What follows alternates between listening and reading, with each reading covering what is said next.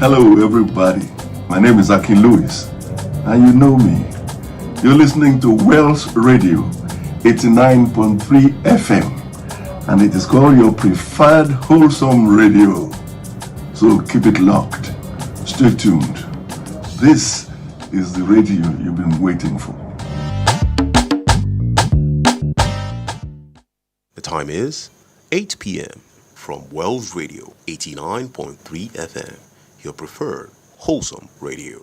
Láti ìkànnì kànga gbọ́nmágbẹ́ 89.3 FM, gẹ́gẹ́ ní aago mẹ́jọ alẹ́ lù. The news on Wells Radio 89.3 FM.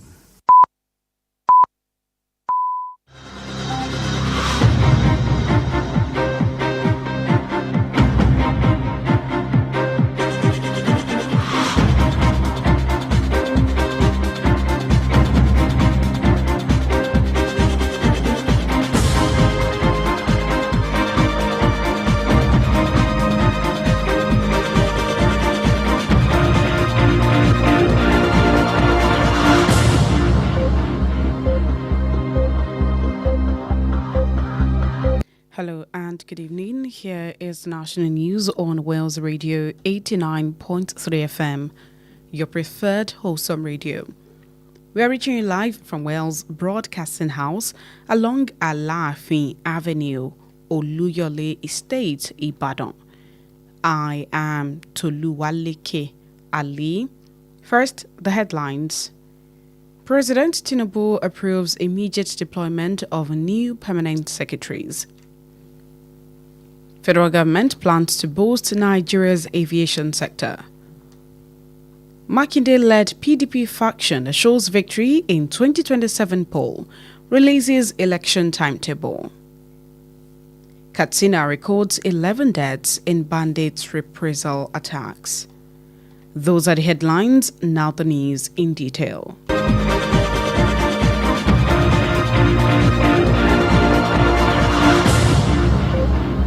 President Bola Tinubu has approved the deployment of 4 newly appointed federal permanent secretaries as part of efforts to strengthen governance and improve service delivery across key sectors.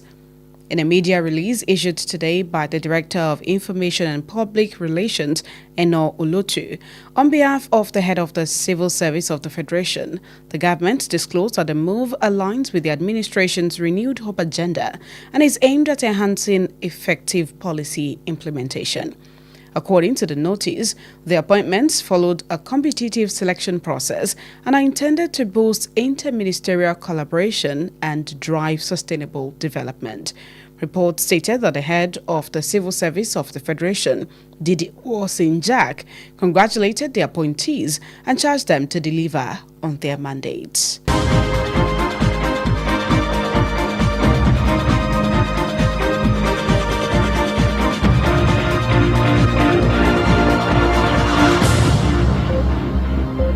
The federal government signed a Memorandum of Understanding MOU with a leading global aircraft manufacturer to strengthen the country's aviation and aerospace sector. The agreement was signed during a working visit by the Minister of Aviation and Aerospace Development, Festus Keyamo, SAN, to Airbus headquarters in France. According to the ministry, the partnership is aimed at increasing the development of Nigeria's civil aviation ecosystem through support for infrastructure development, technical capacity building, and human capital development. Speaking at the signing, Keyamo described the agreement as a strategic milestone for the sector.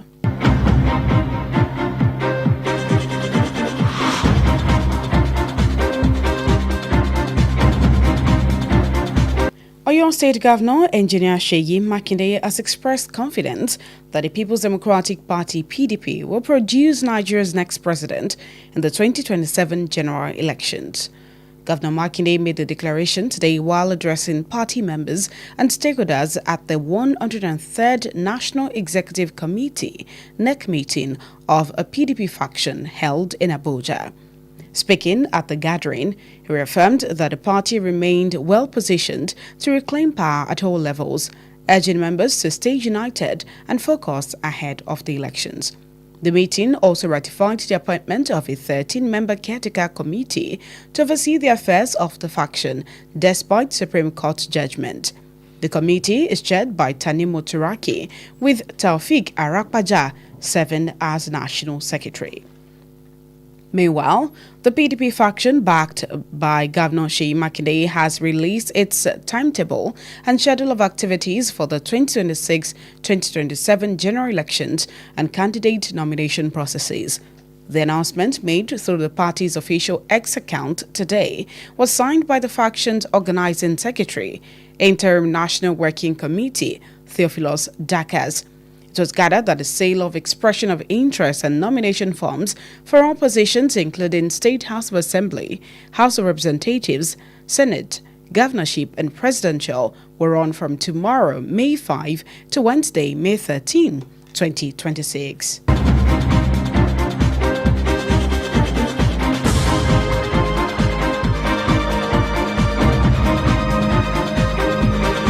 The Minister of Education, Dr. Tunji Alausa, revealed that President Bola Tinubu is committed to repositioning the Nigeria Police Force through strengthened education and training institutions. Alausa said this today in Abuja when the Inspector General of Police, Tunji Disu, led senior police officers on a courtesy visit to his office. He explained that the discussions focused on the establishment of a southern campus of the Police Academy in Erija, Abeokuta, Ogun, in line with the President's agenda to improve professionalism and security delivery.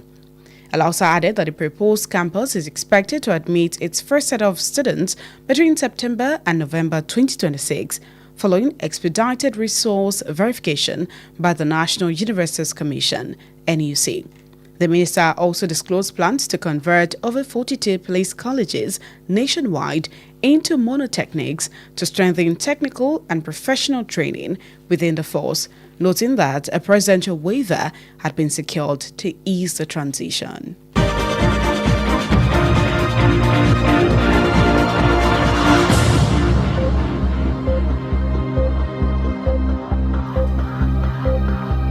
Tension spread out today at the Federal High Court as scores of demonstrators staged a protest warning President Bola Tinubu against alleged interference in the judiciary and the Independent National Electoral Commission, INEC.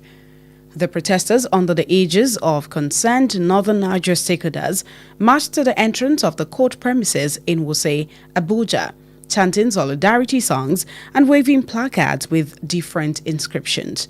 They further argued that attempts to weaken opposition parties reflect a lack of confidence in governance, reiterating that democracy thrives on competition. On the role of the Attorney General of the Federation and Minister of Justice, Lateef Fagbemi, protesters stressed the need for neutrality, cautioning against politicization of the office.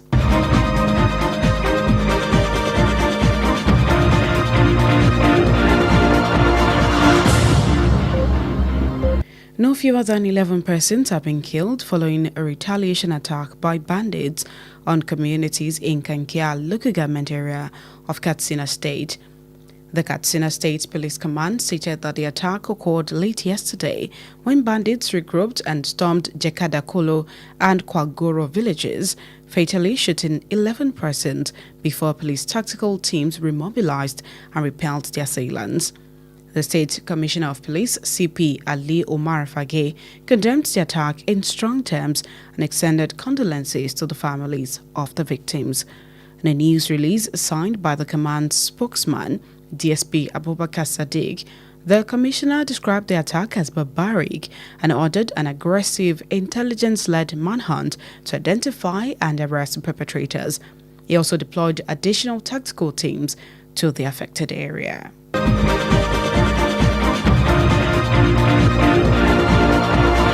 And that's it on the national news for tonight. Before we end the news, here are the highlights. President Bola Tinubu approved the deployment of 4 newly appointed federal permanent secretaries as part of efforts to strengthen governance and improve service delivery across key sectors. Federal government signed a memorandum of understanding MOU with a leading global aircraft manufacturer. to strengthen the country's aviation and aerospace sector. Oyo State Governor Engineer Seyi Makinde expressed confidence that the People's Democratic Party will produce Nigeria's next president in the 2027 general elections. No fewer than 11 persons have been killed following a retaliation attack by bandits on communities in Kankia local government area of Katsina State. The bulletin was compiled and edited by Kemisola Williams. Professor Wale Soyinka once said, "No one is rich enough to buy yesterday, but if you hustle hard, tomorrow could be yours." Stay connected with us on all social media platforms at Wells Radio 893. Like our Facebook page at Wells Radio 893 FM fan page, and listen live via our website on www.wellsradio893.com. For eyewitness account, call or WhatsApp Wells Radio Newsroom on 0916-893-2000. I am Toluwaleke Ali. Thank you for listening. God bless you. Efile Emayikuro, Wells Radio 89.3 FM. Nibe Gongon Lewa.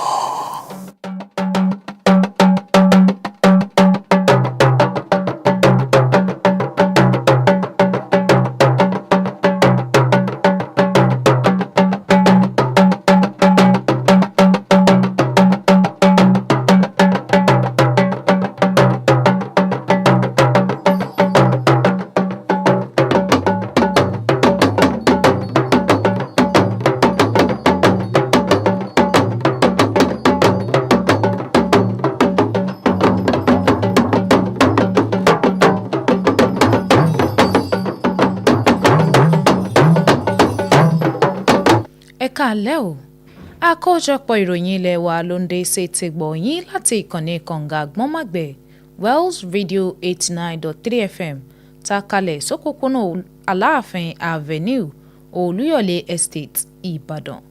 Oyè Ọlọ́run Adégòkè lóníròyìn yín ṣáájú ẹ̀gbọ́n àwọn kókó tó wà nínú ìròyìn náà.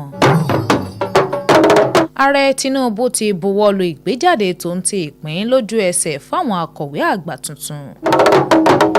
Ìjọba àpapọ̀ ṣètò ìmúgbòòrò tó ń ti ìgbélárugẹ ẹ̀ka eléyìí tí ń rí sí ìrìnnà òfurufú lórílẹ̀‐èdè Nàìjíríà. Igun Mákindé nínú ẹgbẹ́ òṣèlú alábùradà PDP náà ti ṣe ìdánilójú àṣeyọrí nínú ètò ìdìbò ọdún 2027 wọ́n fi ètò bíbò wọn ó ti lọ wọ́n fi léde. Ìpínlẹ̀ Katsina wọ́n ṣe àkọsílẹ̀ ikú ènìyàn 11 nínú ìkọlù àwọn agbébọn tó wáyé. Wàyí o, ìròyìn ọ̀hún rèé lẹ́kùnrẹ́rẹ́.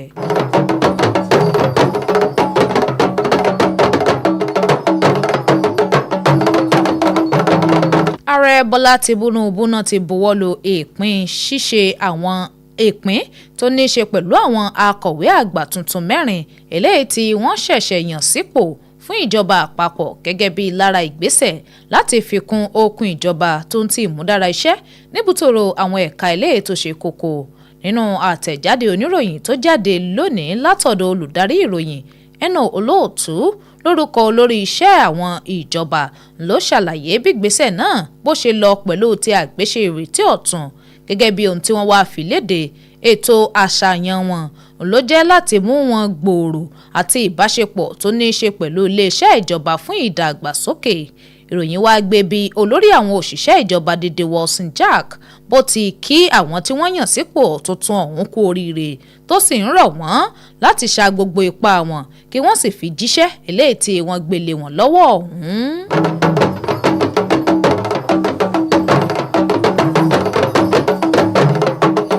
Ìjọba àpapọ̀ ti buwọ́lu ìwé àdéhùn kan pẹ̀lú iléeṣẹ́ olùpèsè bàálù eléyìí tí wọ́n ń lékè tí wọ́n sì ń léwájú lágbàáyé láti fi kún okun ìrìnnà òfurufú orílẹ̀-èdè yìí tó ń ti ẹ̀ka eléyìí tí ń rí sí ọ̀rọ̀ òfurufú. Àdéhùn ọ̀hún tí wọ́n buwọ́lù lákòókò àbẹ̀wò ẹnu iṣẹ́ eléyìí tí mínísítà tó ń rí sí ìrìnnà òfurufú Festus Keyamo tó ṣe sí olú iléeṣẹ́ Airbus eléyìí tó wà nílùú France gẹ́gẹ́ bí iléeṣẹ́ ìjọba ti gbé àjọṣepọ̀ ọ̀hún ló fojú sun ìmúgbòòrò dàgbàsókè lẹ́ka ìrìnnà òfurufú Nàìjíríà tó ń ti ohun tó rọ̀ mọ́ ọ̀rọ̀ òfurufú nípasẹ̀ ìrànwọ́ tó ń ti àtìlẹ́yìn fún ìdàgbàsókè ohun amáyédẹrùn. Lákòókò ìbuwọ́lù tí wọ́n ṣe, Keyamo sọ̀rọ̀ ó wá ṣàpèjúwe àdéhùn náà gẹ́gẹ́ bí ìgbésẹ̀ pàtàkì eléyìí tí ó nípa rere lẹ́ka náà.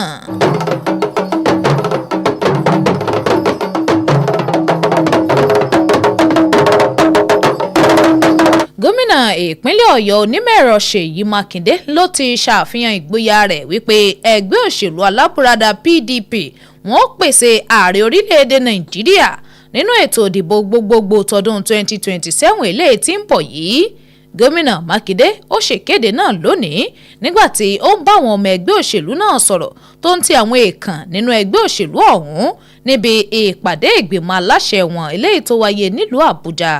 Lákòókò tó ń sọ̀rọ̀ ó jẹ́rìí sí ìdúró ẹgbẹ́ òṣèlú náà láti ṣe ìgbàpadà agbára ní gbogbo ìpele yòówù tó sì ń rọ̀ wọ́n láti wà ní ìṣọ̀kan ṣáájú ètò ìdìbò.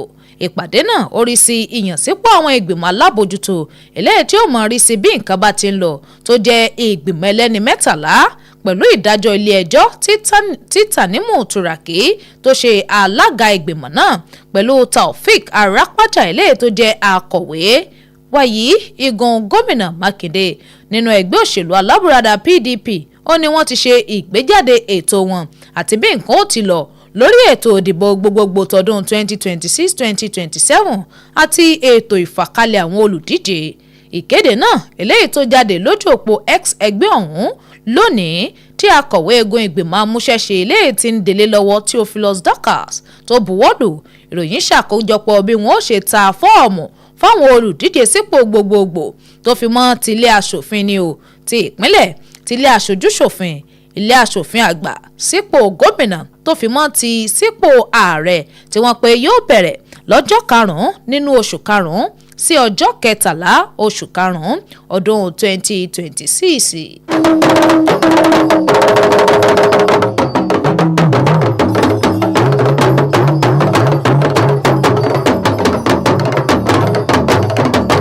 Mínísítà fún ètò ẹ̀kọ́ ọ̀mọ̀wé Túnjí Aláùsá ló ti ṣàfihàn bí ààrẹ Bọ́lá Tinubu bọ́n ti farajìn sí iṣẹ́ àtúnṣe àti àtúngbésípò iléeṣẹ́ ọlọ́pàá Nàìjíríà nípa ṣíṣàfikún okun ètò ẹ̀kọ́ wọn tó ń ti ilé ẹ̀kọ́ ìkọ́ni wọn.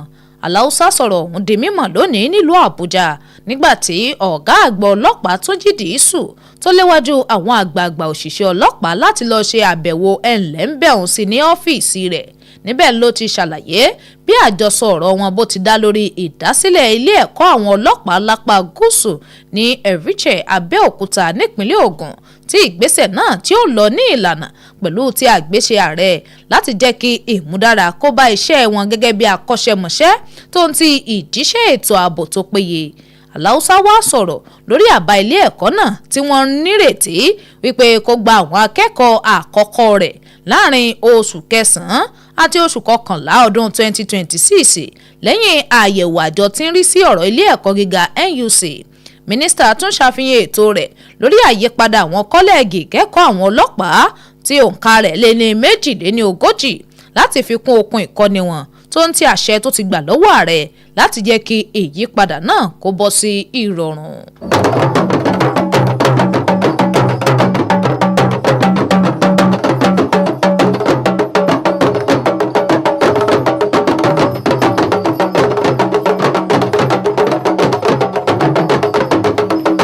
ìpayà ó bẹ́ sílẹ̀ lónìí nílé ẹjọ́ gíga ti ìjọba àpapọ̀ látàrí báwọn olùwọ́de fẹ̀hónú hàn bí wọ́n ti ń ṣe ìkìlọ̀ fún ààrẹ Bọ́lá Tinubu láti lòdì sí ìdásí ọ̀rọ̀ ilé ẹjọ́ tó ń ti àjọ olómìnira ilé tí ń rí sí ọ̀rọ̀ ètò ìdìbò lórílẹ̀‐èdè yìí.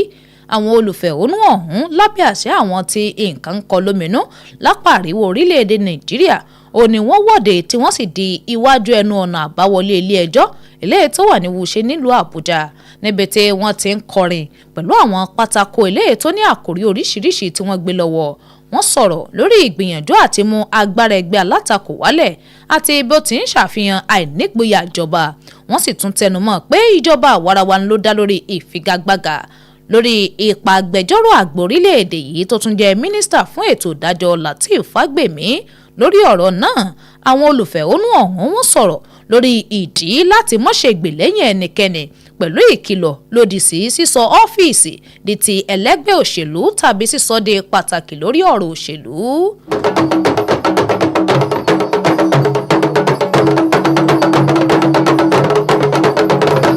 ó kéré tán ènìyàn mọ́kànlá ó ní wọ́n ti gbẹ́mìí mì lẹ́yìn ìkọlù àwọn agbébọn eléyìí tó wáyé lágbègbè ìjọba ìbílẹ̀ Kankia nípínlẹ̀ Katsina. ẹ̀ka àpàṣẹ ọlọ́pàá ìpínlẹ̀ Katsina wọ́n sọ̀rọ̀ lórí ìkọlù náà tó wáyé lálẹ́ àná nígbà tí àwọn agbébọn tí wọ́n lọ kó ara wọn jọ tí wọ́n sì ya wọ abúlé Jekadakolo àti Kwalgoro tí wọ́n yìnbọn fún ènìyàn mọ́kànlá kó tóó di páwọn ọlọ́pàá tún kóra jọ láti dojúkọ wọn àti láti lé wọn lọ. Kọmíṣánná ọlọ́pàá ìpínlẹ̀ náà CP Aliu Umar ó bu ẹnu àtẹ́ lu ìṣẹ̀lẹ̀ ọ̀hún ó sì kẹ́dùn pẹ̀lú àwọn mọ̀lẹ́bí àwọn tó bá ìṣẹ̀lẹ̀ náà lọ. Nínú àtẹ̀jáde oníròyìn eléyìí tí agbẹnusọ pàṣẹ ọ̀hún DSP Abubakar Sadiq tó buwọ́lù, kọmíṣánná ṣàpèjúwe ìkọlù ọ̀hún gẹ́gẹ́ bí ìwà tí ò bójúmu àti àṣẹ tó pa wípé kí wọ́n rí pa àwọn lépa àwọn ọ̀daràn ọ̀hún àti pé kí wọ́n sì fi páńpẹ́ òfin gbé wọn àti bó ti wá fi kún àwọn ọlọ́pàá eléyìí tí yóò mọ̀ sọ agbègbè náà.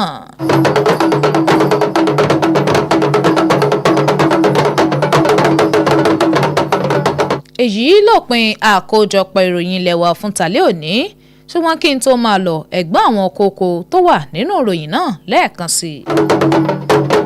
ààrẹ bọ́lá tinubu ti fọwọ́ sí ìkójáde àti ìpín àwọn akọ̀wé àgbà ìjọba àpapọ̀ tuntun tí wọ́n ṣẹ̀ṣẹ̀ yàn sípò tí wọ́n jẹ́ 4 níye gẹ́gẹ́ bí lára akitiyan láti fi kún okun iṣẹ́ ìjọba tó ń ti ìmúdára iṣẹ́ níbùtòrò àwọn ẹ̀ka tó ṣe kókó. ìjọba àpapọ̀ ti buwọ́lu ìwé àdéhùn pẹ̀lú iléeṣẹ́ bàálù eléyìí tí ń lékè lágbàáyé láti bá àfikún okun ìrìnnà òfurufú orílẹ̀-èdè yìí tó ń ti ẹ̀ka tó ní í ṣe pẹ̀lú ìrìnnà àti ààyè òfurufú wa. gómìnà ìpínlẹ̀ ọ̀yọ́ onímọ̀-ẹ̀rọ ṣèyí mákindé ló ti ṣàfihàn ìgboyà rẹ̀ lórí pẹ́pẹ́ òṣèlú alábùradà pdp wọn ó pèsè ààrẹ nàìjíríà nínú ètò ìdìbò gbogbogbò ọdún 2027 tí ń bọ̀ lọ́nà. ó kéré tán ènìyàn 11 ni wọ́n ti jáde láyé lẹ́yìn ìkọlù àwọn agbébọn tó wáyé lágbègbè ìjọba ìbílẹ̀ Kankia nípínlẹ̀ Katsina. èyí lópin àkójọpọ̀ ìròyìn ilé wa fún tàlẹ́ òní. àkójọpọ̀ tó ń ti àtúntò ìròyìn ọ̀hún ó wáyé látọwọ́ Kẹ́misọ́lá Williams. ẹ darapọ̀ mọ́ wa lójú òpó ayélujára wa gbogbo @Wells Radio 893 lójú òpó Facebook wa Wells Radio 893 FM fanpage lórí ìtàkùn àgbáyé www.wellsradio893.com fún ìròyìn eléyìí tó bá ṣojú yín tẹ́ ẹ fẹ́ kàn sí wa lórí ẹ̀ ẹ pè tàbí kẹ́ ẹ fi àtẹ̀jíṣẹ́ ṣọwọ́ sí wa lórí nọ́mbà yìí 09168932000. oyè ọlọ́run adégòkè lóníròyìn yín ẹ ṣeun tẹ́ ń gbọ́ wa o ọlọ́run yóò bùkún fún yín oorun ayọ̀ làásùn.